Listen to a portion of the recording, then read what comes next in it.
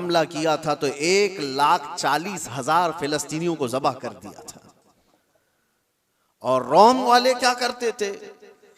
रोम के ईसाई जब यहूदियों पर काबिज होते थे तो उनके यहां तो मशगला था। हजारों लोग जब जंग में कैदी बनकर के आते थे तो इंटरटेनमेंट के लिए रोजाना मैदान सजाए जाते थे और उसमें बड़े बड़े जो पहलवान हैं, जो सिपह सालार हैं, वो अपनी तलवार का जौहर दिखाने के लिए इन कैदियों को एक साथ मारते थे।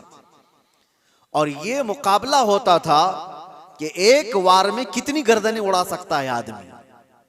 ये रोमियों का मशगला था ही उनका। जब यहूदियों को कब्जे में ले लेते थे या कैदी बनाकर लाते थे तो एक एक तलवार के वार पर 10-10 लोगों की गर्दनें उड़ाना वो समझते थे बहादुरी का जौहर है।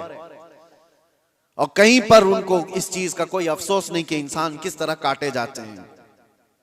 एक तो आपको मैं बताऊं, बहुत मशहूर एक शख्स है जिसको डार्लिंग ऑफ ह्यूमन रेस कहा जाता है। तारीख में आप पढ़ लेना इसने क्या किया है।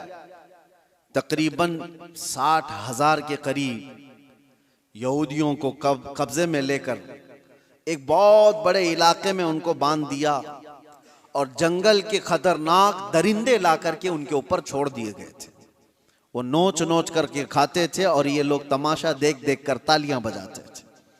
ये इंसानों की जिंदगियों के साथ जो तमाशे होते रहते थे, ये ईगो, ये उनका तकब्बुर, ये उनका गुरूर, किसी मफतूह कौम पर, मगलूब कौम पर वो अपने गुस्से की तमाम चीजें निकाल दिया करते थे। जब कभी किसी पर काबिज हुए, बैतुल मुकद्दस को कितनी मर्तबा खून में नहलाया गया आपको पता है।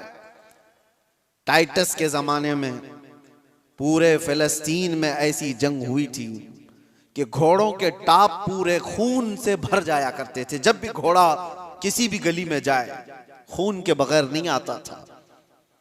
यह सब तारीख महफूज है, हमारी लिखी हुई नहीं। ये गैर मुस्लिमों की लिखी हुई तारीखें मौजूद हैं जिन्होंने पूरी दुनिया में क्या तमाशे बनाए।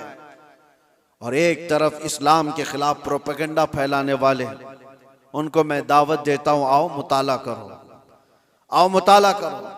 किसी भी जंग को छेड़ा नहीं गया था। हुजूर पाक सल्लल्लाहु तआला अलैहि वसल्लम के जमाने पाक में जितने गज़वात हुए थे, वो जितनी भी जंगें हुई वो इस फार्मूले पर हुई हैं, छेड़ो मत, लेकिन छेड़े कोई तो छोड़ो मत।